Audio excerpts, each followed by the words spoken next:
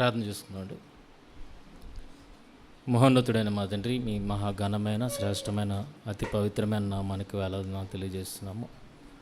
గతించిన కాలం అంతటి నుండి ఇప్పటి వరకు మీ చల్లనైన రెక్కల చాటున మమ్మల్ని భద్రపరిచి దేవా, ఈ దినానికి మమ్మల్ని చేర్చి మీ సన్నిధిలో కూర్చునే భాగ్యాన్ని, మీ వాక్కులను వినగలిగే ఆ ధన్యతను మా జీవితాల్లో మీరు ప్రసాదించారు. అందుని బట్టి వందనాలు తెలియజేస్తున్నాను తండ్రి. వయస్సుతో నిమిత్తం లేకుండా చిన్నవారు మొదలుకొని పెద్దవారి వరకు అనేకులు మా మధ్య మృత్యువాత పడుతూ ఉంటుండగా దేవా, మాకు ఆరోగ్యాన్ని ఇచ్చి, ఆయుష్నిచ్చి, సమాధానాన్ని ఇచ్చి దేవా, చక్కటి ప్రాంతాన్ని, నెమ్మదిగల ప్రాంతాన్ని మాకు ఇచ్చి మమ్మల్ని ఉంచారు అంటే దేవా, మీ ఉద్దేశము ఏదో మా పట్ల నెరవేరాల్సి ఉందని మేము నమ్ముతున్నాం తండ్రి. మరి ఆ ఉద్దేశాన్ని ఎరగడానికి కూర్చొని ఉన్నాము. సహాయం దయచేయండి దేవా. నేను ఒట్టివాడను, మట్టివాడను తండ్రి. దేవా, ఏ సామర్థ్యత, ఏ యోగ్యత నాకు లేదు తండ్రి. కేవలం అపాత్రుడను, మీ ఎదుట పాపిని దేవా. అయినప్పటికీ తండ్రి, మీరు మమ్మల్ని ప్రేమించి మమ్మల్ని పవిత్రపరిచి పరిశుద్ధపరిచి మీ మాటలకు బోరగా తండ్రి వాడుకోవడానికి నన్ను మీరు నించోబెట్టిన విధానాన్ని బట్టి వందనాలు తెలియజేస్తాను తండ్రి. మీ పిల్లలు కూడా ఆసక్తితో వచ్చి ఉంటుండగా చక్కటి వాక్కులను మరి వారు వినగలిగేటట్లు దేవా, వారి హృదయ గ్రహింపునకు ఆ మాటలు వచ్చేటట్లు దేవా, ఆ మాటలు వారి హృదయాలను మీ తట్టు ఆకర్షితులను చేయగలిగేటట్లు సహాయం దయచేయమని మిమ్మల్ని ప్రార్థిస్తూ దేవా, బలపరచమని, ఆత్మ సహాయాన్ని ఇచ్చి నడిపించమని, సమయోచితమైన జ్ఞానాన్ని దయచేయమని మీ బంగారు పాదాలను బట్టి వేడుకుంటూ మమ్మల్ని మీకు అర్పించుకుంటూ ప్రభు అయిన యేసుక్రీస్తు వారి అతి శ్రేష్టమైన నామంలో ఈ ప్రార్థనా మనవులు అడిగి పొందుకొనిచున్నాం మా తండ్రి, ఆమేన్. మొదటిగా దేవుడిచ్చిన గొప్పతనాన్ని బట్టి దేవునికి మన ప్రభువు రక్షకుడైన యేసుక్రీస్తు వారి అతి శ్రేష్టమైన నామములో ఆయనకు కృతజ్ఞతాస్తుతులు తెలియజేస్తున్నాను. అలాగే కూడి వచ్చిన మీ అందరికి కూడా ప్రభు పేరిట నా వందనాలు తెలియజేస్తున్నాను. ప్రియమైన దేవుని పిల్లారా, మరి ప్రభు పునరుద్ధాన దినాన మరి దేవుని వాక్యాన్ని వినడానికి, దేవుని సముఖములో ఆనందించడానికి మరి వచ్చి ఉన్నాము కనుక శ్రద్ధతో కొద్దిసేపు దేవుని మాటలను విని అర్థం చేసుకుంటూ ఆనందించేవారుగా ఉండాలని నేను ఆశపడుతున్నాను.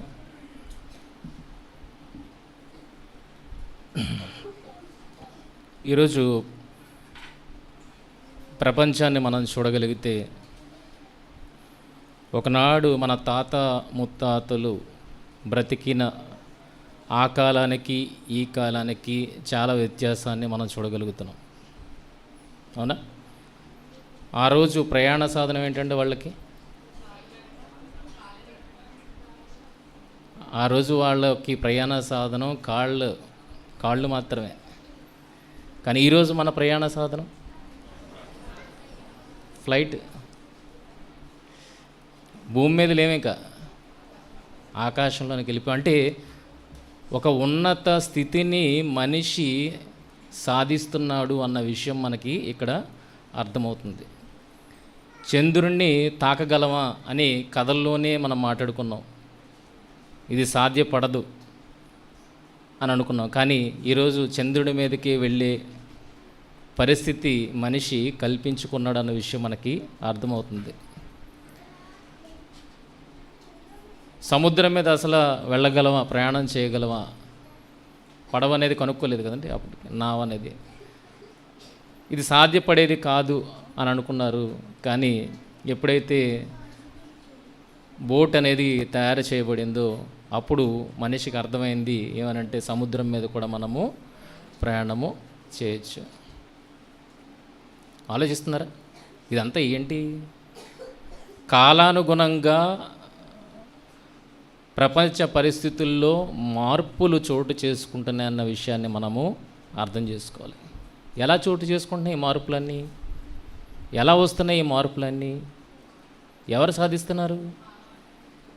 ఎవరు? మనిషి తన తెలివితేటలను, తన జ్ఞానాన్ని వినియోగించి అనేకమైన వాటిని పరిశీలించి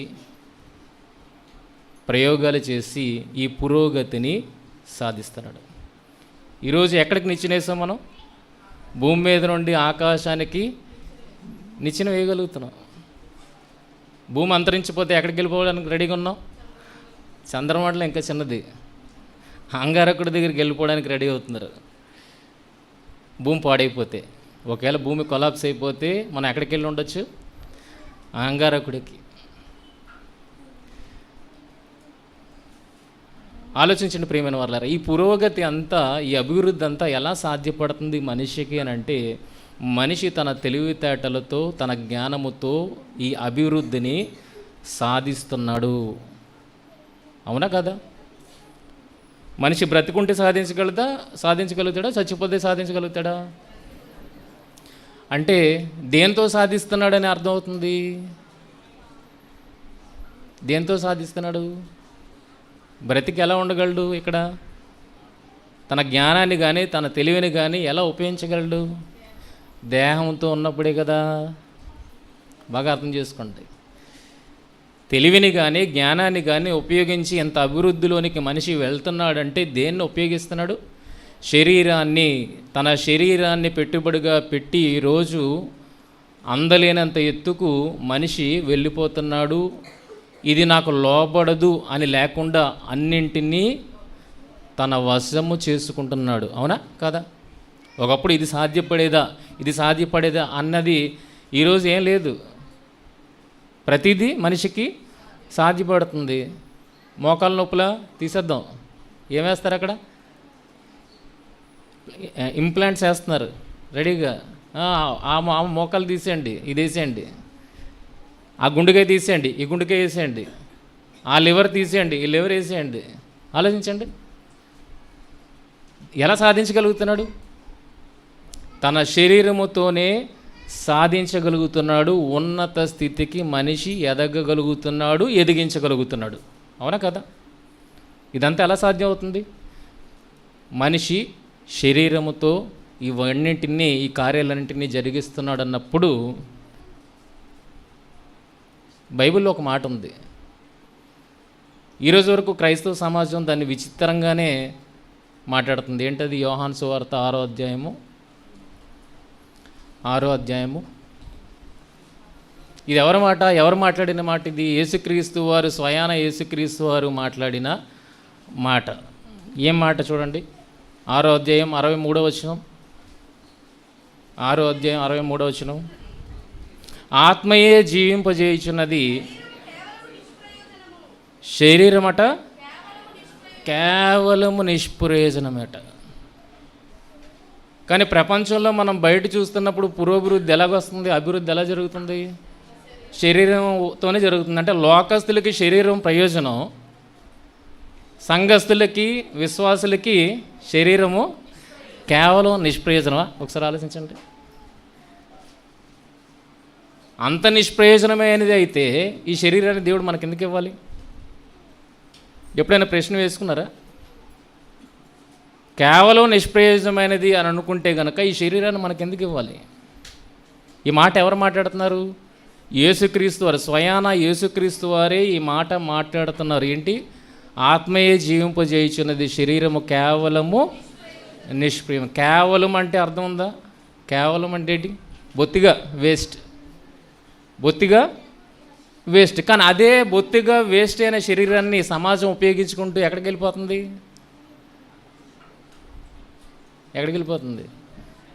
ఆకాశపు అంచులకి వెళ్ళిపోతుంది. మరి దీనితోనే వాళ్ళు అన్నింటినీ సాధిస్తున్నప్పుడు మనమేం చదువుకుంటున్నాం? కేవలం నిష్ప్రయోజనము అని చదువుకుంటున్నాం. నిజమేనా? కేవలం నిష్ప్రయోజనమైన శరీరమేనా? యేసుక్రీస్తు వారు ఈ మాట పలుకుతున్నారు. కేవలం నిష్ప్రయోజనమా? మరి అంత కేవలం నిష్ప్రయోజనమైన శరీరం అయితే గనక ఆ శరీరాన్ని కాపాడుకోవడానికి యేసుక్రీస్తు వారు ఎందుకు దాగుకున్నారు? అలాంటి పరిస్థితులు ఎన్నో యేసుక్రీస్తు వారికి ఎదురైనప్పుడు ఆయన దాన్ని కాపాడుకోవడానికి ఎందుకు ప్రయత్నం చేశారు? లూకాసు వార్త 4వ అధ్యాయం, లూకాసు వార్త 4వ అధ్యాయము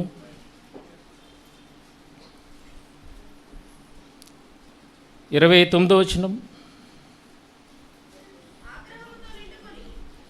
ఎవరండి? నజరేతు ప్రజలు యేసుక్రీస్తు వారి మాటలు విని ఆగ్రహంతో నిండుకొని లేచి ఆయన పట్టణములో నుండి వెళ్ళగొట్టి ఆయన తల క్రిందుగా పడద్రోయవలనని తమ పట్టణము కట్టబడిన కొండపేటు వరకు ఆయనను తీసుకుని పోయిరి. అంటే చంపేద్దామనగా తీసుకెళ్ళారు, చంపేద్దామనగా తీసుకెళ్ళారు. యేసుక్రీస్తు గారు ఏమన్నారు? శరీరం కేవలం నిష్ప్రయోజనం అన్నారు. ఈ శరీరం కేవలం నిష్ప్రయోజనమైన శరీరంతో సాధించేది ఏముంది అని ఏం చేయాలి? వాళ్ళు తోసేస్తే వెళ్ళి పడిపోవాలి కదా. మరి అక్కడ ఏం చేశారు ఆయన? అయితే ఆయన వారి మధ్య నుండి దాటి తన మార్గమున వెళ్ళిపోయాను. ఇలాంటి సందర్భాలు చాలానే ఉంటాయి. యేసుక్రీస్తు వారి జీవితంలో ఇలాంటి సందర్భాలు చాలానే ఉంటాయి. నిష్ప్రయోజనమైన చెప్పింది ఆయనే. మరి అలాంటి ఆయన శరీరాన్ని ఎవరైనా చంపడానికి సిద్ధపడుతుంటే వదిలేకుండా ఎందుకు దానిని కాపాడుకోవాలని ప్రయత్నం చేస్తున్నాడు? ఎందుకు దాన్ని కాపాడుకోవడానికి ప్రయత్నం చేస్తున్నాడు? మనకేమో నిష్ప్రయోజనమైంది అన్నాడు, ఆయనేమొచ్చి దాన్ని పోగొట్టుకోకుండా దాన్ని కాపాడుకోవడానికి ప్రయత్నం చేస్తున్నాడు. అపవాది కూడా చాలా తెలివిగా ప్లాన్ చేసింది. నువ్వు దేవుని కుమారుడు అయితే ఎక్కడ దుముఖమంది? దేవాలయపు శిఖరం మీద నుండి కిందకి దుముకేమంది. ఏమవుతారు? చాలా తెలివిగా ప్లాన్ చేసింది కదా. మరి నిష్ప్రయోజనమైంది అని ఆ రోజు ఆయన భావిస్తే కనుక దూకేయాలి కదా. దీని అవసరం ఏముంది? దూకేయాలి కదా. ఆలోచించండి ప్రియమైన వల్ల. వాక్యాన్ని ఎలా అర్థం చేసుకోవాలి, ఎలా అర్థం చేసుకుంటే అందులో ఉన్న బ్యూటీ అనేది మనకి అర్థమవుతుంది అన్నది ఈ సందర్భం యొక్క ముఖ్య ఉద్దేశం. లోకమేమో తమకు ఇవ్వబడిన శరీరాలను ఉపయోగించుకొని అంచెలంచెలుగా ఉన్నత శిఖరాలను అధిరోహిస్తున్నప్పుడు అదే క్రైస్తవుడు బైబిల్ చేతపట్టుకొని ఏమని మాట్లాడుతున్నాడు అన్న విషయాన్ని చూడగలిగితే శరీరము కేవలము నిష్ప్రయోజనమైనది అయితే దేవుడు నీకెందుకు ఇచ్చాడు? నిష్ప్రయోజనమైనదని యేసే అంటే ఎందుకు తన శరీరాన్ని కాపాడుకోవడానికి ప్రయత్నం చేస్తున్నాడు? ఎందుకు ఆ పదాన్ని వాడాడు యేసుక్రీస్తు వారు? అది మనకు అనవసరం. ఎందుకు వాడాడు, ఏ సందర్భంలో వాడాడు అన్నది మనకు అనవసరం. కానీ ఏమనుకుంటాం? నిష్ప్రయోజనం. అందుకనే ఈరోజు సమాజం ఎదుగుతుంది, క్రైస్తవ్యం ఎక్కడ ఉంది? నిద్రపోతుంది. క్రైస్తవంలో ఎదుగుదల చూస్తున్నారా మీరు ఎక్కడైనా? ఎన్ని తరాలు అయింది బైబిల్ ఇచ్చి? ఎన్ని తరాలు అయింది? 2000 సంవత్సరాల క్రితం బైబిల్ మన చేతికి వస్తే గనక, లేదా 16వ శతాబ్దం నుండి మన చేతికి బైబిల్ వస్తే గనక ఈరోజు మనం అందరం ఎక్కడ ఉండాలి? దేవుని జ్ఞానంలో ఎంత హెచ్చు ఉండాలి ఒకసారి ఆలోచించండి. కానీ ఇప్పటికీ కూడా మనం ఏం నేర్చుకుంటున్నాం? ప్రారంభ పుస్తకమైన ఆది కాండములోని సంగతులను నేర్చుకుంటున్నాం. ఎక్కడుండిపోయింది చెప్పండి క్రైస్తవ్యం? లోకం ఎక్కడేసినది అక్కడే ఉందా? లోకం తనకు ఇవ్వబడిన శరీరముతో జ్ఞానాన్ని సంపాదించుకొని జ్ఞానాన్ని ఆర్జించి మనం అందుకోలేనంత ఎత్తుకి సమాజం వెళ్ళిపోతుంది, అన్నింటినీ లోబరుచుకుంటుంది, అన్నింటినీ సాధిస్తుంది. అదే క్రైస్తవుడు ఈ మహాజ్ఞానాన్ని, జ్ఞాన గ్రంథమైన పుస్తకాన్ని పొందుకున్న క్రైస్తవుడు మాత్రం ఎదుగు బొదుగు అందులో లేదు. కానీ ఇంకా ఎక్కడున్నాడు? ప్రారంభ స్థితిలోనే ఉన్నాడు. ఇన్ని సంవత్సరాలు ఏంది కదండి, మనం ఎక్కడికి వెళ్ళిపోవాలి జ్ఞానంలో? ప్రకటన గ్రంథం అర్థమవుతుందా ఎవరికైనా? అర్థమవుతుందా? నాకు రాదులేండి. ఎందుకు రాదు? మనం ఆ స్థితిలోనికి మనల్ని నడిపించలేదు ఎవరు, అంత ఎత్తులోనికి మనల్ని ఆలోచింపజేయలేదు ఎవరు. కనుక ఎందుకు ఈ సందర్భం వాడాడు, యేసుక్రీస్తు వారు ఎందుకు ఈ సందర్భం వాడాడు అన్నది మనము అర్థం చేసుకోవాలి ప్రియమైన వాళ్ళరా. ఏంటి ఈరోజు మాంసం, కేజీ మాంసం ఎంతండి? మటన్ కేజీ ఎంత? 900 అమ్మా నాకు తెలిసి మా ఏరియాలో. బంగారం రేట్ ఎంత? బంగారం రేటు 1,60,000 అంత పెరిగిపోయిందా? 1,60,000 తులం.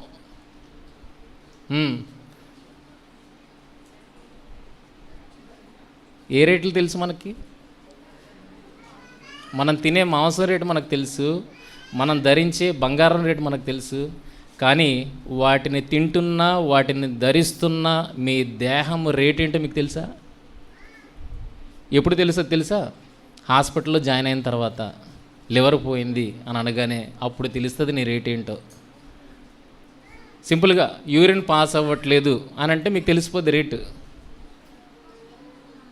గుండె కొట్టుకోవట్లేదు, ఆగిపోతుంది అంటే తెలిసిపోద్ది మీ రేటు. కానీ మనం ఏం చూస్తున్నాం? అన్నీ బాగున్నప్పుడు మనం ఏం చూస్తున్నాం? మాంసం రేట్ ఎంత, బంగారం రేట్ ఎంత, మనం ధరించుకునే వస్త్రం రేట్ ఎంత. అంతేగాని వాటిని ధరింపజేస్తున్న నీ దేహము, ప్రాణము విలువ ఎంతో నువ్వు ఎప్పుడైనా ఆలోచించవా? లేదా విలువ? నీ దేహానికి, ప్రాణానికి విలువ లేదా? ఆలోచించండి. బంగారానికి ఎప్పుడు విలువ? నువ్వు బ్రతుకుంటేనే. నువ్వు చచ్చిపోతే దానికేమైనా విలువ ఉందా? మాంసానికి ఎప్పుడు విలువ? నువ్వు తినగలిగే స్థితిలో ఉన్నప్పుడే. నువ్వు తినగలిగే స్థితిలో ఉన్నప్పుడే. పళ్ళన్నీ ఊడిపోయి అనుకోండి, మాంసం ఎదురుగానే ఉంటుంది, తినగలవా? ఆలోచించండి. అంటే నువ్వనేవాడి ఉంటేనే వాటికి విలువ. కానీ నీ విలువను నువ్వు తెలుసుకోలేకపోతున్నావు. మనిషిగా ఈ దేహముతో ఈ భూమి మీదకి ఎందుకు వచ్చాను అన్నది నీ విలువని నువ్వు తెలుసుకోలేకపోతున్నావు. కానీ నీకు అవసరమైన వాటి విలువను మాత్రము నువ్వు గుర్తిస్తున్నావు. నువ్వే లేనప్పుడు అవి ఎంత విలువ చేస్తే ఏంటి? అంతేనా? చచ్చిపోయినప్పుడు బంగారాన్ని తొడుక్కొని వెళ్తాడేటండి? మాంసాన్ని పక్కన పెట్టుకుని వెళ్తాడా? లేదా బాటిల్ పక్కన పెట్టుకుని వెళ్తాడా? ఏది లేదు. ఆలోచిస్తున్నారు ఏం చెప్తున్నానా? అన్నిటి విలువ తెలుసుకున్న నువ్వు నీ దేహము, నీ ప్రాణము విలువ నీకు తెలిసిందా? కేవలం నిష్ప్రయోజనమైందని అనుకుంటున్నావా? బైబిల్ అనేది ఎప్పుడు ఒక మాటని బేసి వెళ్ళిపోకూడదండి. ఒక మాటను మీద బేస్ అయితే గనక అది మనకి తప్పుదోవలో నడిపిస్తుంది. అందుకే ఇంకొక వచనం ఎక్కడైనా ఉందా మనం అర్థం చేసుకోవడానికి, నిజంగా కేవలం నిష్ప్రయోజనమైనదేనా? నిష్ప్రయోజనమైనది అయితే దేవుడు మనకు ఎందుకు ఇచ్చాడు? నిష్ప్రయోజనమైనది అయితే దీన్ని ఉపయోగించుకొని మనిషి ఎలా ఎదగలుగుతున్నాడు? చూడండి ఎన్ని ప్రశ్నలు రావాలా మనకి. బయటేమో ఎదుగుతున్నాడు, మనకు నిష్ప్రయోజనమైనది బోధిస్తున్నాడు. ఏ సందర్భంలో బోధించాడు? ఇంకా దాన్ని నిష్ప్రయోజనమైన తీసుకొని ఇంకా ఎదుగు బొదుగు లేకుండా మనం ఉందాం? ఒకసారి ఆలోచించండి. మన విలువను మనం తెలుసుకోకుండా ఉందామా? లేదు ప్రియమరా. యేసుక్రీస్తు వారు ఆ మాట చెప్పారా? మరో మాట కూడా చెప్పారు. మత్తయి సువార్త 6వ అధ్యాయము 25వ వచనం చూడండి. మత్తయి సువార్త 6వ అధ్యాయం 25వ వచనము.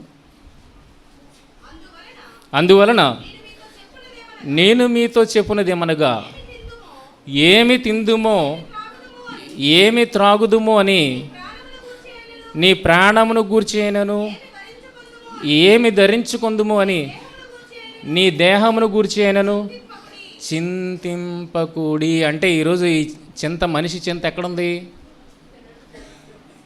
మనిషి చింత ఎక్కడుందండి? ఇచ్చిన దేహం మీద లేదు, ఇచ్చిన ప్రాణం మీద లేదు. దేని మీద ఉంది? దీనికి తాగించేది, తినే దాని మీద మనిషి దృష్టి ఉంది. దీనికి ధరించే వస్త్రం మీద మనిషి దృష్టి ఉంది. అంతే కదా? మీరు ఈరోజు మన చింత అంతా ఏంటి చెప్పండి? మన చింత అంతా ఏంటి? బ్రతుకున్న మనిషి, ప్రతి ఒక్క మనిషి యొక్క చింత ఉదయం లేచి నుండి సాయంత్రం వరకు చింత ఏంటి? ఏం తిందామా, ఏమి తాగుదామా, ఏమి ధరించుకుందాం. అదే హాస్పిటల్కి వెళ్ళిన తర్వాత చింత ఏమొస్తుందో తెలుసా? ఇవన్నీ కాదు. దేవా ఆరోగ్యం అంటే చాలు. హాస్పిటల్కి వెళ్ళగానే మనకి మనోనేత్రాలు వెలిగింపబడతాయి. ఏమైనా వెలిగింపబడతాయి అంటే, ఇదిగో బయట ఉంటే కనుక ఏ రుచులు నెరుగుతాం,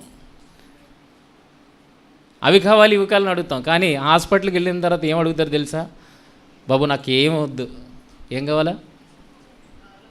ఆరోగ్యం కావాలి. అందుకే ఆరోగ్యమే మహాభాగ్యం. డబ్బు కాదు, ఆస్తి కాదు, ఆరోగ్యమే మహాభాగ్యం. అంటే దేవుడు మనల్ని ఆరోగ్యవంతులుగా ఉంచి ఎంత భాగ్యవంతులుగా చేశాడో ఒక్కసారి ఆలోచించండి ప్రియమైన వాళ్ళరా.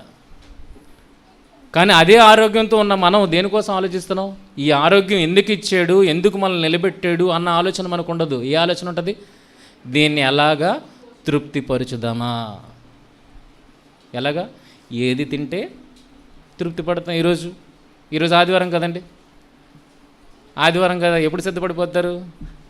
నిన్న సాయంకాలం సిద్ధపడిపోతారు కదా, ఏం తినాలన్న ప్లానింగ్. మొన్న శుక్రవారం మటన్ తిన్నాం కదా, ఈరోజు చికెన్ కానీ ఫిష్ కానీ తిందాం అంటే మనం తినేసాం కదా, మళ్ళీ అదే రొటీన్ ఏంటి మారుద్దాం. ఒకవేళ చేప తిన్నారనుకోండి వేరేది, ఈరోజు ఆ చేప తిన్నందుకు వేరే చేప తిందాం, లేదా రొయ్యలు తిందాం. చూడండి దేనికోసం ఆలోచిస్తున్నావు? నువ్వు బ్రతికుంటేనే ప్రతి దానికి విలువ, నువ్వు బ్రతికి లేకపోతే దేనికి విలువ? నువ్వు విలువిచ్చిన వాటికి విలువ లేదు. అందుకే దేవుడు ఇక్కడ ఏమంటున్నాడంటే, దేనికోసం చింతించొద్దని చెప్తున్నాడు. ఏమి తిందుము, ఏమి త్రాగుదుము అని నీ ప్రాణమును గూర్చి అయినను, ఏమి ధరించుకుందుము అని నీ దేహమును గురించి అయినను చింతించొద్దు అని అంటున్నాడు. చింతించొద్దు అని అంటే దేవుడు చెప్పింది ఆజ్ఞ కనుక మనం ఏం చేయాలండి? చింతించాలా, చింతించకూడదా? చింతించొద్దు అంటే చింతించొద్దు. చింతించేవంటే కిందన అన్నాడు, కిందన చింతించేవంటే అన్యజనులు వీటన్నిటి విషయమే విచారింతురు అని అన్నాడు. నువ్వు అన్యజనుడువా? నువ్వు దేవుడు లేనుడువా? మీరెవరు చెప్పండి? మీరు చింత కలిగి ఉన్నారనుకోండి, మిమ్మల్ని దేంతో పోలుస్తున్నాడు? అన్యజనులతో పోడు. అన్యజనులకు విచారం ఉంటుంది. ఏం తిందామా, ఏం తాగుదామా, ఏం ధరించుకుందామా అన్నది అది అన్యజనులు ఉన్నప్పుడు మన చింత. కానీ దేవునిలోనికి వచ్చాం కదా, దేవుని సన్నిధిలో కూర్చుంటున్నాం కదా, దేవుని మాటలను వింటున్నాం కదా, ఇప్పుడు మన చింత ఏమవ్వాలి? దేవా, ఈ ఆరోగ్యాన్ని ఇచ్చేవు, ఈ దేహాన్ని ఇచ్చేవు, ఎందుకు ఈ దేహాన్ని ఇచ్చి ఈ ఆరోగ్యాన్ని ఇచ్చి నన్ను నించోబెట్టేవు అన్నది నీ చింత కావాలి. చూడండి ఏది గొప్ప చెప్తున్నాడు? ఆహారము కంటే ప్రాణమును, వస్త్రము కంటే దేహమును గొప్పవి కావంటే ఏవి గొప్పవి అని చెప్తున్నాడు చెప్పండి. ఇప్పుడు ఇందాకలో ఒక మాట చదువుకున్నా, అక్కడేం చదువుకున్నావు? శరీరము కేవలము నిష్ప్రయోజనం అన్న ఏసే ఇక్కడికి వచ్చినప్పటికి ఏమనంటున్నాడు ఆయన? ప్రాణము దేహము గొప్పవి. వస్త్రం ఒకటి పోతే ఇంకోటి వస్తుందా రాదా? పోనీ తాహత లేదనుకోండి, తాహత పెడితే వస్తుందా రాదా? కొద్దిగైనా ఎక్కువ అమౌంట్ ఇచ్చి తెప్పించుకోవచ్చా? ఆహారము పోయింది, కుళ్ళిపోయింది, మళ్ళీ ఆహారం వస్తుందా రాదా? 10 రూపాయలకి ఆహారం దొరుకుతుంది, 10,000 రూపాయలకి ఆహారం దొరుకుతుంది ఏంటి? 100 రూపాయలకి వస్త్రం దొరుకుతుంది, 1,00,000 రూపాయలకి వస్త్రం దొరుకుతుంది. దొరకకపోవడం అంటూ ఏం లేదు. కానీ మీ ప్రాణం పోతే వస్తుందా? మీ దేహం పోతే, మీ చేయి పోయింది అనుకోండి, వస్తుందా? మీ చేయి పోయింది, మీ కాలు పోయింది, వస్తుందా? ఒకవేళ వచ్చేస్తుంది అంటే ఈరోజు చాలామంది మన కళ్ళ ముందు ఉన్నారు, ఇచ్చేద్దాం కదా. వచ్చేస్తుంది అంటే దాని అంతటా అదే మొలిచేసి వచ్చేస్తుంది అంటే ఇచ్చేద్దాం కదా. ఏది మీకు దొరుకుతుందో, పోగొట్టుకున్నా దొరుకుతుందో అది విలువైనది కాదు. ఏది మీరు పోగొట్టుకున్నా మరలా దొరకదో, మరలా మీరు సాధించుకోలేరు, అది విలువైనది. అంత విలువైనది మీకు ఏది ఇచ్చాడు దేవుడు? ప్రాణము దేహము. అంటే ఆరోగ్యంతో ప్రాణము దేహంతో ఉన్నప్పుడు మీరు ఎప్పుడైనా మీకోసం ఆలోచించారా? ఇవి విలువైనవని. విలువైనవి మన దగ్గర పెట్టుకొని విలువ లేని వాటి కోసం విలువిచ్చి ఆలోచిస్తున్నాం. బుర్రందా మనకు అసలు? అర్థమవుతుందా చెప్తుంది? విలువైనది మన దగ్గర ఉంచుకున్నాం, విలువ లేని దానికి విలువనిచ్చి దానికోసం ఆలోచిస్తున్నాం. అది పోతే మళ్ళీ దొరుకుతుంది, నువ్వు పోతే ఇప్పుడు ఏది గొప్పది చెప్పండి? నీ ప్రాణము నీ దేహము గొప్పవి. గొప్ప ఉన్నప్పుడు దేనికోసం ఆలోచించాలి? గొప్ప ఉన్నప్పుడు మీరు దేనికోసం ఆలోచించాలి? గొప్ప వాటి కోసం ఆలోచించాలా,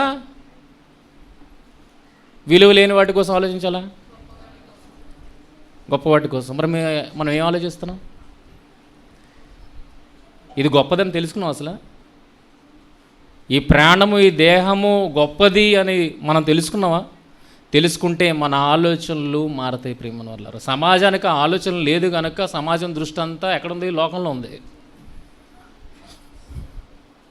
నేత్రాశ, శరీరాశ, జీవపుటంలో కొట్టుకు చచ్చిపోతున్నారు. మరి దేవుని జ్ఞానాన్ని ఆర్జిస్తున్న మీరు, మీ ఆశ ఎక్కడుండాలి? మీ ఆలోచన ఎక్కడుండాలి? ఈ విలువైనది నాకు ఎందుకు ఇచ్చావు అన్న దగ్గర మీ ఆలోచన నిలబడాలి. ఎందుకు ఇచ్చాడు? ఎవరిచ్చారు? ఇది పోనీ ఎవరిచ్చారు? మనకు మనం సంపాదించుకున్నావా? మనకు మనం సంపాదించుకున్నావా? కీర్తనల గ్రంథము 100వ కీర్తన చూడండి, రిఫరెన్స్ తెలియదు. 100వ కీర్తన దేవుడు సృష్టించిన అని ఉంటుంది చూడండి, అక్కడ మొదటి వచ్చిన 100వ కీర్తన. దేవుడు మనల్ని సృష్టించిన పుట్టినోట్లో 3వ వచనం, ఆయనే మనలను పుట్టించిన. పుట్టినోట్లో చూడండి ఏముందో? ఏమిచ్చాడండి అక్కడ? ఆయనే మనలను పుట్టించను, మనముగా మనము పుట్టించుకోలేదు. అంటే ఈ దేహము ప్రాణము ఎవరివగా వచ్చినవి? దేవుడు ఎంత గొప్పోడు! దేవుడు ఎంత గొప్పోడు! యేసుక్రీస్తు వారు అంటున్నారు, నా తండ్రి నాకంటే గొప్పవాడు. అంత గొప్పవాడు మనకేమిచ్చాడు? గొప్పదైనది ఏది? ఈ ప్రాణము దేహము ఇచ్చాడు. గొప్పవాడు గొప్పదైనది ఈ ప్రాణాన్ని దేహాన్ని మన చేతిలో పెట్టాడు అన్నప్పుడు ఈ గొప్ప దానితో ఏం చేద్దాం? ఎందుకు మన చేతిలో పెట్టాడు? మొదట ఇది గొప్పదని గుర్తించలేదు, ఇప్పుడు గుర్తించారు కదా, ఆ దేవుడే మనకి ఇచ్చాడు అనుకుంటున్నారు కదా, ఇప్పుడు ఈ గొప్ప దానితో ఏం చేద్దాం? విలువైనది ఎక్కడ పెట్టాలనుకుంటారండి చెప్పండి? మీరు విలువైనదని భావించేది, మీరు గొప్ప విలువైనదిగా భావించింది ఎక్కడ పెడదామని చూస్తారు? మీరు ఘనమైనది అని భావించినప్పుడు దాన్ని ఎక్కడ పెడదామని చూస్తారు? ఘనతనిచ్చే ప్లేసులు పెట్టడానికే చూస్తారు కదా. ఒక మంచి అందమైన అపురూపమైన శిల్పం ఉంది, దాన్ని తీసుకెళ్ళి బాత్రూంలో పెడతారా అండి? శిల్పాన్ని తీసుకెళ్ళి బాత్రూంలో పెడతారా? ఎక్కడ పెడతారు? అందరూ చూసి మెచ్చుకునేటట్లుగా, దాన్ని ఘనపరిచేటట్లుగా, దానిని తెచ్చుకున్న ఓనర్ను కూడా ఘనపరిచేటట్లుగా అది ఒక ఘనమైన ప్లేస్లోనే ఉండాలి. అంటే ఘనమైనది ఎక్కడ ఉండాలి? విలువైనది ఎక్కడ ఉండాలి? విలువైన ప్లేస్లోనే ఉండాలి. బంగారం ఎక్కడ పడితే అక్కడ ఉంటుందా? బైబిల్ మన చేతిలో ఉన్న బైబిల్ ఎక్కడ ఉంటుంది చెప్పండి? మన ఇంట్లో ఎగ్జాంపుల్ చెప్తున్నానండి, అందరి ఇంట్లో అలాగే ఉంటుంది. బైబిల్ ఎక్కడ ఉంటుంది? షెల్ఫుల్లోనో, మంచం కిందో, ఏంటి అలమరలో ఎక్కడో ఉంటుంది. గోల్డ్ ఎక్కడ ఉంటుంది? ఏం బీరోలో పెట్టారు? బయట పెట్టచ్చు కదా. విలువైనది విలువైన ప్లేసుల్లోనే ఉండాలి.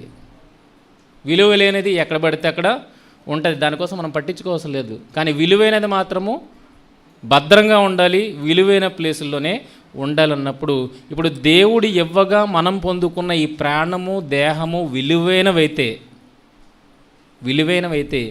ఈ విలువైనవి ఎక్కడ పెట్టాలి? ఈ విలువైనవి ఎక్కడ పెట్టాలి? ఆలోచనకు రావట్లేదా? ఎక్కడ పెట్టాలి? వజ్రం విలువైందనా? ఎక్కడ పెట్టాలి వజ్రాన్ని? ఎక్కడ పొదుగుతారు వజ్రాన్ని? కర్ర మొక్కలో పొదుగుతారా? ఎక్కడ పొదుగుతారు? బంగారంలో పొదుగుతారు. వజ్రం విలువైందే కదా. ఆ విలువ కనబడాలంటే దాన్ని ఏదో చెక్క మొక్కకో ఏదో దారానికో దానికి పొదగరు. దేనికి పొదుగుతారు?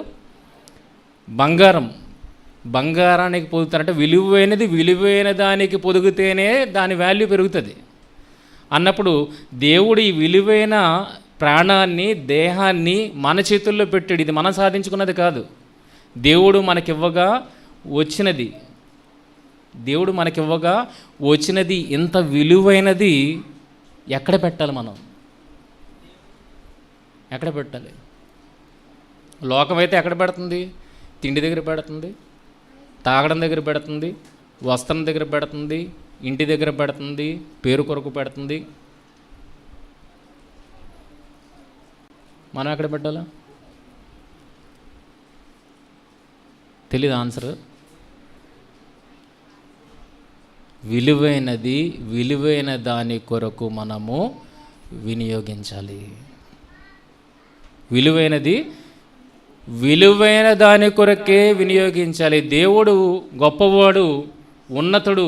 ఆ ఉన్నతుడు మనకు విలువైనది ఇచ్చాడు అన్నప్పుడు ఈ విలువైనది దేనికి ఉపయోగించాలి? ఆ విలువైన వాడి కొరకు దీనిని ఉపయోగించాలి. అప్పుడే మనకు ఘనత కదండి. విలువైనది మనకిచ్చాడు. ఎందుకు ఇచ్చాడు? ఆ విలువైన వాణి కొరకు మనము అర్పించడానికి. ఎవరికైనా ప్రజెంట్ గిఫ్ట్ ఇవ్వాలనుకోండి, విలువైన గిఫ్ట్ కొంటాం. వెళ్ళి మార్కెట్లోకి వెళ్ళి మన దగ్గర ఉంచుకుంటామా?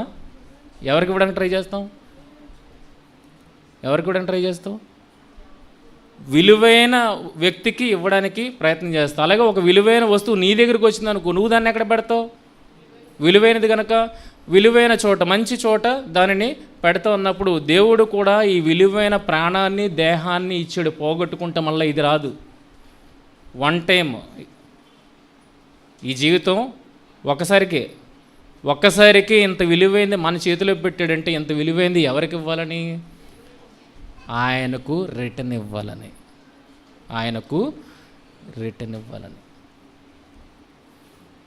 మరి ఇక్కడ ఇంత గొప్ప విలువైందని చెప్తున్నాడు, అక్కడేమో యేసుక్రీస్తు వారు ఏమన్నారు? కేవలము నిష్ప్రయోజనం అని ఎందుకన్నాడు? ఇక్కడేమో ఏమంటున్నాడు? విలువైనదని అంటున్నాడు, అక్కడ కేవలం నిష్ప్రయోజనం అని అంటున్నాడు. ఎందుకన్నాడు ఆ మాట? అక్కడ సందర్భాన్ని మనం అర్థం చేసుకోవడానికి ప్రయత్నం చేయాలి. యోహాను సువార్త 6వ అధ్యాయము 63వ వచనంలో ఆత్మయే జీవింపజేయుచున్నది, శరీరము కేవలం నిష్ప్రయోజనము అని ఎందుకు అంటున్నాడు అన్న విషయాన్ని చూడగలిగితే ఆ 6వ అధ్యాయంలో జనాలు ఆయన్ను వెంబడిస్తున్నారు. దేని కొరకు? రొట్టె కొరకు. మీరు రొట్టెలు భుజించి తృప్తి పొందుట కొరకే నన్ను వెంబడిస్తున్నారు కానీ సూచనలు చూడడం కొరకు కాదు. రాజుగా చేసేస్తానన్నారు. ఎందుకు రాజుగా చేస్తున్నారు? కష్టం లేకుండా ఆయన ఏం చేస్తాడు? రోజు భోజనం పెట్టేస్తాడు. అందుకే రాజుని చేసేస్తానన్నారు. నిజంగా ఎరిగి రాజుగా చేయలేదు. ఆయనే రాబోయే మెస్సయ్య అని ఎరిగి రాజుగా చేద్దాం అనుకోలేదు. రొట్టెలు పెడతాడు కనుక నిత్యము మనకి రొట్టెలు, కష్టం లేకుండా రొట్టెలు రావాలంటే ఆయన ఏం చేస్తే సరిపోద్ది? ఆయన రాజుని చేస్తే సరిపోద్ది.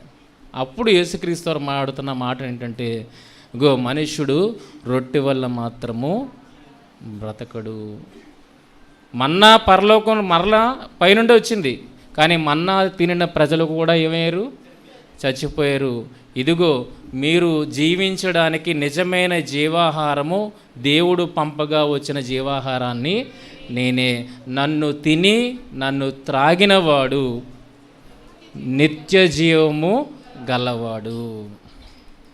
నన్ను తిని నన్ను త్రాగువాడు నిత్య జీవము గలవాడు అన్న మాట చెప్పినప్పుడు ఆ మాట వాళ్ళకి ఎలాగ అర్థమైంది? 52వ వచనం చూడండి.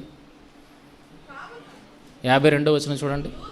యూదులు ఈయన ఎందుకు అందరూ గోల్ గోల్ చేస్తున్నారు? ఒక్కలే చదవండి, ఒక్కలే. యూదులు ఈయన తన శరీరమును ఎలాగూ తిననీయగలడని ఒకనితో ఒకడు వాదించరు. నేనే నిజమైన ఆహారము నిజమైన పానము అనగానే వాళ్ళకేం అర్థమైంది? ఈయన్ని చంపుకొని ఒక కోడిని కోసినట్టుగా, ఒక బాతును కోసినట్టుగా, ఒక మేకను కోసినట్టుగా ఈయన కూడా కోసుకొని తినేద్దామన్న ఆలోచనలోనికి వాళ్ళు వెళ్ళిపోయారు. ఈయన ఎలా తినేయగలడు? మళ్ళీ చదవమది. యూదులు ఈయన తన శరీరమును ఎలాగూ తిననీయగలడని ఒకరితో ఒకడు వాదించిరి. డిస్కషన్ ఏమొచ్చింది? ఈయన తన శరీరాన్ని ఎలా తిననివ్వగలడు అంటే డైరెక్ట్గా ఇంకా తీసేసుకున్నారనమాట. డైరెక్ట్గా ఇంకా ఆ జీవం మాకు కావాలి అంటే ఈయన చంపుకొని తినేస్తే మాకు జీవం వచ్చేస్తుందని డైరెక్ట్గా తీసేసుకున్నారు. అందుకే డైరెక్ట్గా తీసుకున్న వాళ్ళతోటి యేసుక్రీస్తు వారు మాట్లాడుతూ, మీరు నన్ను చంపుకోవడం వల్ల మీకు ఏ ప్రయోజనము లేదు, మీరు నన్ను చంపుకొని తినడం వల్ల ఏ ప్రయోజనం లేదు, ఆత్మయే జీవింపు చేయుచున్నది, శరీరము కేవలము నిష్ప్రయోజనము. అంటే మనం ఒక కథ చదువుకున్నాం కదా, బంగారు గుడ్డు పెట్టే బాతు కథ చదువుకున్నాం కదా. రోజుకు ఒక బంగారు గుడ్డు పెడద్దట. రోజుకు ఒకటి కలెక్షన్ చేసుకోవడం చాలా ఇబ్బంది అయిపోయాడికి. ఏం చేశాడట? ఒకేసారి దాని పొట్టలో ఉన్న అన్నీ తీసేయాలని అనుకున్నాడట. దాన్ని కోసాడట. ఎందుకు? పొట్ట విప్పితే ఏమీ లేదు. అత్యాశపరుడు ఏం చేశాడు? రోజుకు వచ్చే దాంతో హ్యాపీ ఫీల్ అవ్వాలి అంటే అది బ్రతుకుంటేనే అది రోజు కూడా పెట్టగలుగుతుంది. కానీ చంపి సాధిద్దాం అనుకున్నాడు. చంపి ఏం సాధించాడు? ఏమీ సాధించలేదు. అలాగే యేసుక్రీస్తు వారిని చంపి తినడం వల్ల మీకు ఏం ప్రయోజనమో లేదు. ఆయన బ్రతుకుంటుండగా ఆయన నోటి నుండి ఇచ్చే మాటలు ఆత్మయు జీవమునై ఉన్నాయి. నేను బ్రతుకుంటేనే మీరు బ్రతుకుతారు, నేను చచ్చిపోతే మీరు ఎలా బ్రతుకుతారు? అర్థమవుతుందా? నన్ను చంపుకొని తింటే మీరు బ్రతకరు, నన్ను చంపుకొని తింటే మీరు బ్రతకరు.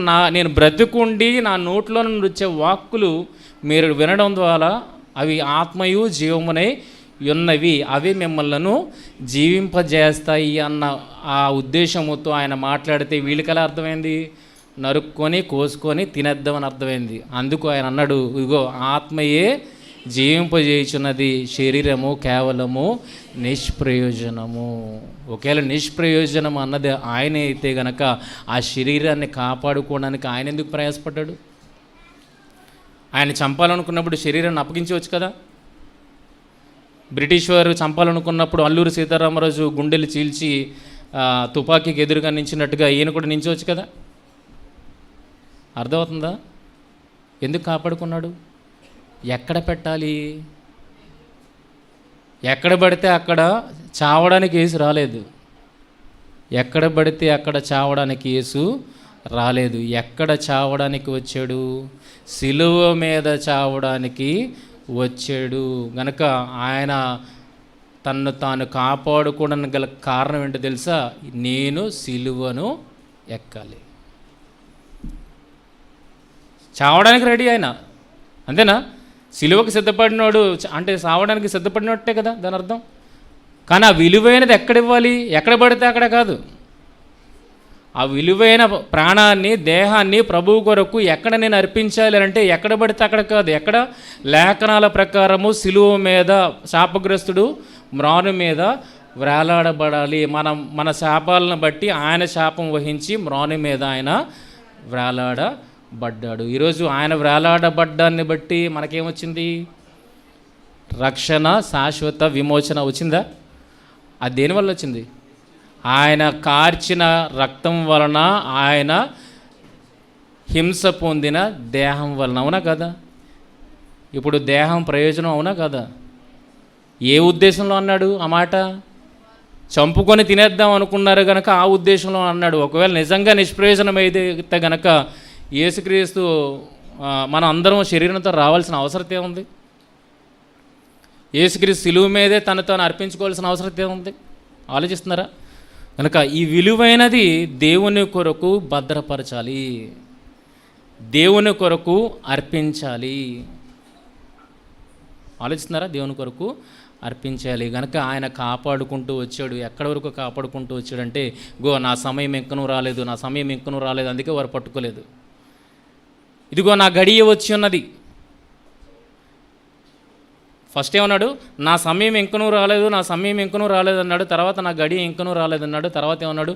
నా గడియ వచ్చి ఉన్నది. ఇప్పుడు ఈ గడియలో నేను ఎక్కడికి వెళ్ళాలి? సిలువ ఎక్కాలి.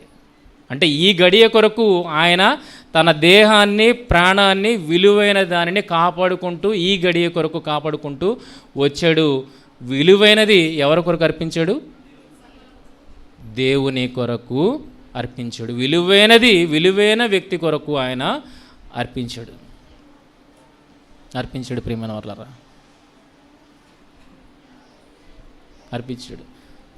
మరి మనకి తెలిసిందా దీని విలువ? హాస్పిటల్కి వెళ్ళాలా విలువ తెలియాలంటే? ఆలోచించండి. మనకి ప్రాణం యొక్క విలువ, దేహం యొక్క విలువ తెలియాలంటే హాస్పిటల్కి వెళ్ళాలా? లేదా ఏదైనా యాక్సిడెంట్ అవ్వాలా? ఆలోచించండి. అవేమీ లేకుండానే వాక్యం మనతో మాట్లాడుతుంది. అరే, నువ్వే విలువైనడివి, నీకు ఇవ్వబడిన శరీరము, నీకు ఇవ్వబడిన ప్రాణము చాలా విలువైనవి. ఈరోజు దేని కొరకు దీన్ని అంతం చేసుకుంటున్నారంటే, కేవలం 10 రూపాయల నోటు కోసం అంతం చేసుకున్న మనుషుల్ని మనం చూస్తున్నాం. ఒక పూట తిండి కొరకు అంతం చేసుకున్న వారిని చూస్తున్నాం. మార్కులు తక్కువగా వచ్చాయని అంతం చేసుకున్న వారిని చూస్తున్నాం. ఒక మాట పడలేని వారిగా అంతం చేసుకున్న వారినిగా చూస్తున్నామంటే ఏం అర్థమైంది సమాజానికి? దీని విలువ అర్థమైందా? నిజంగా విలువ అర్థమైతే గనక అన్నెసరీ థింగ్స్ కోసం దీనిని అంతము వందించరు. ప్రియమైన వర్లారా, దీంతో దేవుడికి గొప్ప లక్ష్యం ఉంది. ఆ లక్ష్య సాధన కొరకే నీకు నాకు ఈ విలువైన ప్రాణాన్ని, దేహాన్ని దేవుడు ఇచ్చాడు. అది యేసుక్రీస్తు వారిని చూస్తే మనకు కనబడుతుంది. హెబ్రీ పత్రిక 5వ అధ్యాయం 10వ అధ్యాయం మనకు తెలుసు కదా. హెబ్రీ పత్రిక 10వ అధ్యాయం 5వ వచనం ఏముంది? కాబట్టి ఆయన ఈ లోకమందు ప్రవేశించినప్పుడు ఇలాగ చెప్పుచున్నాడు, బలియు అర్పణయు నీవు కోరలేదు కానీ నాకొక శరీరమును అమర్చితివి, పూర్ణ హోమములను, పాప పరిహారార్థ బలులను నీకు ఇష్టమైనవి కావు. అప్పుడు నేను గ్రంథపు చుట్టలో నన్ను గూర్చి వ్రాయబడిన ప్రకారము, దేవా నీ చిత్తము నెరవేర్చుటకు ఇదిగో నేను వచ్చి ఉన్నానని చెప్పిన ఆయన తన శరీరాన్ని అర్పించడము ద్వారా ఆ చిత్తాన్ని నెరవేర్చాడు. 10వ వచనంలో ఉంటుంది. అది 10వ వచనంలో ఉంటుంది. యేసుక్రీస్తు యొక్క శరీరము ఒక్కసారి అర్పింపబడుట చేత ఆ చిత్తమును బట్టి మనము పరిశుద్ధపరచబడి ఉన్నాము. చూడండి ఎంత సంకల్పం ఉందో. ఆయన శరీరధారిగా రావడం వెనక ఎంత సంకల్పం ఉన్నదో ఒక్కసారి ఆలోచించుకోగలిగితే ఆయనకే కాదు ప్రియమైన వాళ్ళారా, లోక ప్రవేశం చేసిన మనకి కూడా ఏముంది? మన పట్ల కూడా దేవుడికి ఏముంది? ఒక సంకల్పం ఉంది, ఒక చిత్తం ఉంది. ఏంటి అని అంటే, ఈ శరీరాన్ని ఉపయోగించుకొని మీరేం సాధించాలి? నిత్య జీవాన్ని సాధించాలి. ఈ శరీరాన్ని ఉపయోగించుకొని నేను ఇవ్వబోయే ఆ మహిమ లోకాన్ని మీరు సాధించుకోవాలి. ఎందుకంటే దీనివల్ల అసాధ్యమైనది ఏది లేదు. లోకం ఇదే శరీరాన్ని పట్టుకుని ఏం చేస్తుంది? ఆకాశపు అంచుకు వెళ్ళగలుగుతున్నప్పుడు వాళ్ళ వల్ల కానిది నీ వల్ల అయ్యేది ఒకటే, వాళ్ళు నిత్య జీవాన్ని సాధించలేరు. కానీ నువ్వు సాధించగలుగుతావు. అంత క్యాపబిలిటీ దేవుడు నీకు ఇచ్చాడు. చూడండి, రోమపత్రిక 8వ అధ్యాయము 32వ వచనము. రోమపత్రిక 8వ అధ్యాయం 32వ వచనము. తన సొంత కుమారుని అనుగ్రహించుటకు వెనుక తీయక, మరలా నాకు వినబడేట్లు చదవండి. మనందరి కొరకు ఆయనను అప్పగించిన వాడు ఆయనతో పాటు సమస్తమును మనకెందుకు అనుగ్రహించడు? ఏంటి, ఎవరిని ఇవ్వడానికి వెనుక తీయలేదు? ప్రియకుమారుడు సొంత కుమారుణ్ణి మన కొరకు ఇవ్వడానికి వెనుదీయని దేవుడు ఇంకా ఆయనకు మించి ఏమున్నదండి మనకి ఇవ్వకుండా ఉండడానికి? అవునా? ఆయనకు మించి ఏముంది మనకి ఇవ్వకుండా ఉండడం? ఆయన్నే ఇచ్చాడంటే అన్నీ ఇచ్చినట్టే కదా. అంటే నిత్య జీవం కూడా ఎవరి దగ్గర ఉంది? మీ చేతుల్లోనే ఉంది. ఎలా సాధిస్తారు మరి దాన్ని? ఎలా సాధిస్తారు?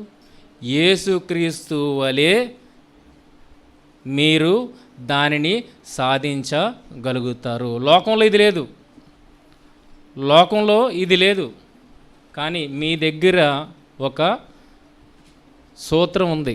ఆ సూత్రాన్ని ఫాలో అయిపోతే మీరు సాధించగలుగుతారు. ఈ విలువైనది ఇచ్చాడు కదా, ఈ విలువైన దానిని, విలువైనదిగానే ఉందా ఇప్పుడు?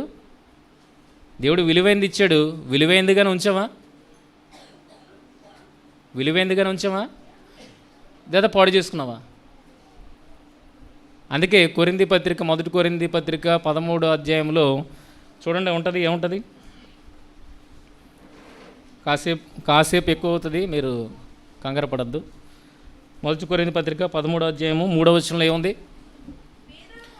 బేదల పోషణ కొరకు నా ఆస్తి అంత ఇచ్చినను, కాల్చబడుటకు నా శరీరం ఇచ్చినను, ప్రేమ లేనివాడనైతే నాకు ప్రయోజనమేమీ లేదు. విలువైనదని తెలుసుకున్నావు, విలువైనదని తెలుసుకున్నావు, ఇలాగే దేవునికి సమర్పించేద్దాం అనుకుంటే ఉపయోగం ఏమీ లేదు అని అంటున్నాడు. ఇటు కాల్చబడుటకు శరీరం ఇచ్చేసినా సరే లేదా? అంటే ఇది దేవుడు విలువైనదిగానే ఇచ్చాడే కానీ దీని క్వాలిటీస్ని మనం మార్చేసుకున్నాం. దీని క్వాలిటీస్ని మనం మార్చేసుకున్నాం. దేవుడు అనుకున్న క్వాలిటీస్ ఇందులో లేవు. దేవుడు అనుకున్న క్వాలిటీసు ఇందులో లేవు. గనక మొదట విలువైనదని గ్రహించండి. గ్రహించిన తర్వాత ఆ విలువైన దానికి కావలసిన క్వాలిటీస్ని సమకూర్చుకోండి. ఏంటా క్వాలిటీస్ అని చూడగలిగితే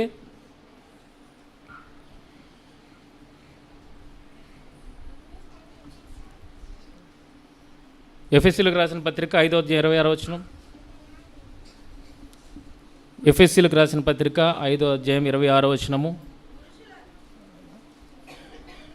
అది కళంకమైనను మూఢతైనను అట్టిది మరి ఏదైనను లేక పరిశుద్ధమైనదిగాను నిర్దోషమైనదిగాను, ఏదమ్మా, మహిమగల సంఘముగాను దానిని నిలువబెట్టవలనని వాక్యముతో ఉదక స్నానము దానిని పవిత్రపరిచి పరిశుద్ధపరిచి దాని కొరకు తన్ను తాను అర్పించుకొనెను. ఇది గొప్పదే, కానీ దీని విలువలు పోగొట్టుకున్నావు. ఇప్పుడు ఏం చేయాలి? ఆ విలువలను సాధించి పెట్టాలి దీనికి. ఆ విలువలను సాధించి పెట్టాలి దీనికి. యేసుక్రీస్తు వారు తన శరీరాన్ని కాపాడుకున్నాడు, రైటే. కానీ ఏ విషయంలో కూడా తన శరీరాన్ని కాపాడుకొని సిలువుకెక్కాడు? యేసుక్రీస్తు వారు ఏ విషయంలో కూడా తన శరీరాన్ని కాపాడుకొని సిలువుకెక్కాడు? కళంకము కలిగిన వాడు అర్పణకు అర్పింపబడతాడా? కళంకము కలిగిన వాడు అర్పణకు అర్హుడా? అంటే ఈయన శరీరాన్ని కాపాడుకోవచ్చు, కానీ ఇంకో విషయంలో కూడా ఏది కాపాడుకోవాలి? పవిత్రత విషయములోను పరిశుద్ధత విషయములోను కళంకము లేనివాడుగా తన్ను తాను కాపాడుకోవాలి. యోహాను సువార్త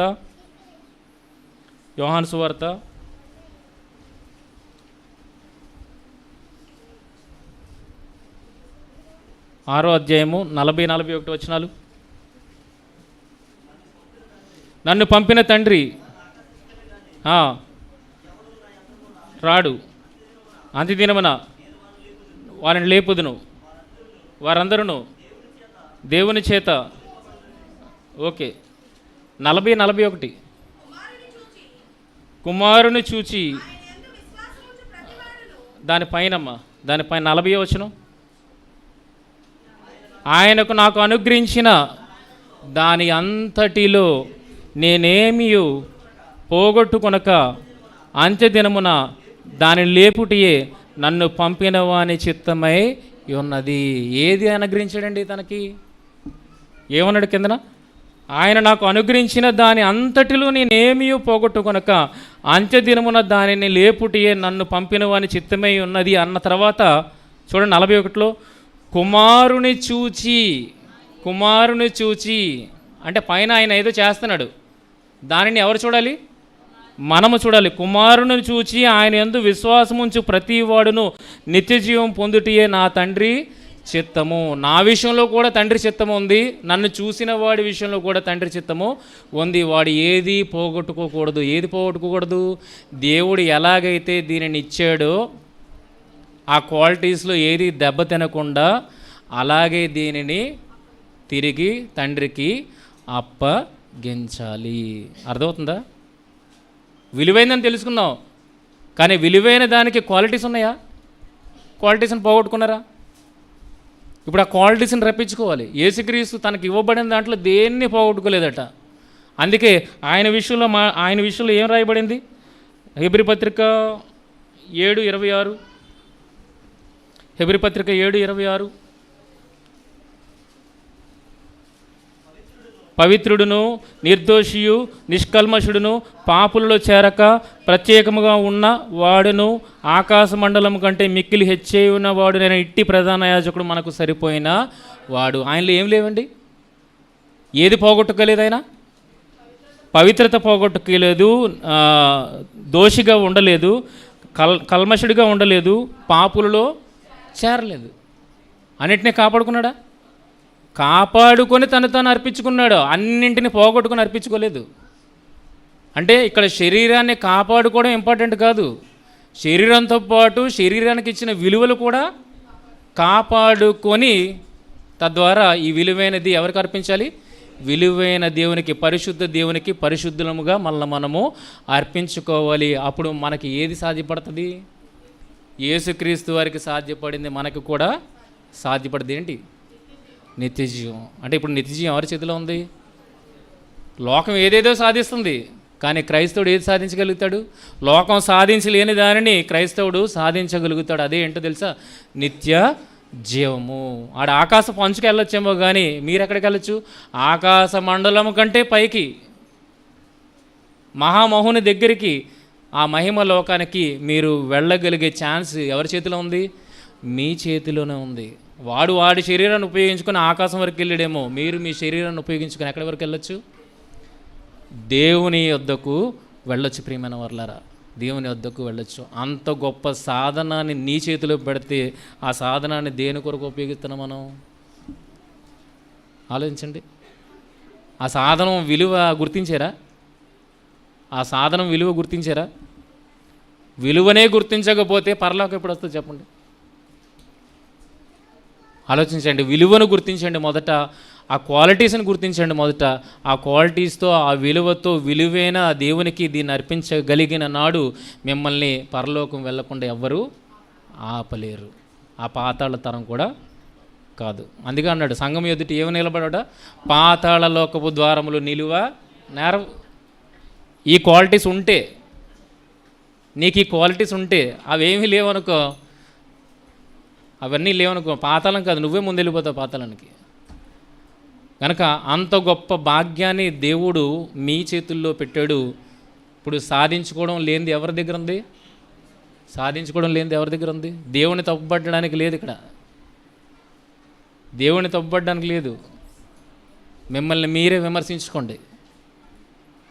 దేవుడు ఎంత విలువైనది నాకు ఎందుకు ఇచ్చాడు? ఈ తిండి కోసం పరుగులు పెట్టడానిక, ఈ వస్త్రం కోసం పరుగులు పెట్టడానిక, లేకపోతే ఏదో ఘనత కొరకు పరుగులు పెట్టి గొడవలాడుకొని అంతం చేసుకోవడానిక కాదు. ఈ విలువైనది ఇచ్చింది దేవుని కొరకు పవిత్రంగా కాపాడుకొని ఆ గొప్ప దేవునికి దీన్ని అర్పించడానికి. అన్ని జనులు ఇవన్నీ చేస్తారు, కానీ మీరు అన్ని జనుల నుండి వేరు చేయబడినవారు. కనుక మీ ఆలోచనలు ఎలా ఉండాలి? మీ ఆలోచనలు ఎలా పరిగెట్టాలి? యేసుక్రీస్తుని చూస్తున్నారు కదా, ఆ రకంగా మీ ఆలోచనలు, మీ దృష్టి కూడా పరిగెట్టాలి. ఆయన సాధించగలిగాడు, మీరు కూడా సాధించగలుగుతారు. నా తండ్రి మీ తండ్రి అన్నాడు. నా తండ్రిని ఎందుకన్నాడు? నన్నే లేపుతాడేమో అని మీరు అనుకోవద్దు. ఆయన మీ తండ్రి కూడా మిమ్మల్ని కూడా లేపుతాడు. నా దేవుడు నీ దేవుడు అని ఎందుకు డిఫరెన్స్ చూపెట్టాడు? నన్నే లేపాడు, నా దేవుడే అని మీరు అనుకోవద్దు. ఆయన మీ దేవుడు, మీ తండ్రి. నన్ను లేపినవాడు మిమ్మల్ని కూడా లేపుతాడు. గనక కేవలం నా తండ్రి అనుకోవద్దు. మీరు బ్రతికితే మీ తండ్రి కూడా మిమ్మల్ని లేపుతాడు. అర్థమైందా? నాకు అంత గొప్ప భాగ్యాన్ని దేవుడు మనకి క్రీస్తు ద్వారా అనుగ్రహించాడు అన్నప్పుడు ఆ భాగ్యాన్ని ఎట్టి పరిస్థితుల్లోనూ మీరు లోకాశల్లో పడి దూరము చేసుకోవద్దు. ఓకేనా? ఇప్పుడు విలువైందా కాదా? మీ శరీరం విలువైందా కాదా? దేహము ప్రాణము విలువైనది. వాళ్ళు అక్కడ తినేస్తానంటున్నారు కనుక దానికి వల్ల ఉపయోగం లేదురా బాబు అని అంటున్నాడు. కానీ నిజానికి చూడగలిగితే దీనివల్ల నిత్యజీవం వస్తుంది అన్నప్పుడు ఇది ఎంత విలువైందో ఒకసారి ఆలోచించండి. ఎంత గొప్ప సాధనం ఆలోచించండి. నీ శరీరము పరలోకాన్ని సాధించి పెట్టే సాధనం నీకు. ఈ సాధనాన్ని ఎలా వాడుతున్నావు? మిమ్మల్ని మీరు ప్రశ్నించుకోవాలని కోరుకుంటూ నా మాటలు ముగిస్తున్నాను. ప్రార్థన చేసుకున్నాను. మహోన్నతుడైన మా తండ్రి, ఘనమైన శ్రేష్టమైన అతి పవిత్రమైన నామానికి వేలాది వందనాలు తెలియజేస్తున్నాము. దేవా, మేము అడగకుండానే గొప్ప శరీరాన్ని ఒక సాధనంగా మా జీవితాల్లో మీరు అనుగ్రహించారు తండ్రి. దీని విలువ తెలియక, ఈ వాక్యపు లోతుల్లోని పరమార్థం తెలియక అనేకులు దీన్ని మధ్యలోనే అంతం చేసుకుంటున్నారు తండ్రి. కానీ నిజానికి ఇది మీరు ఇచ్చింది గొప్ప దాన్ని సాధించడానికి తండ్రి.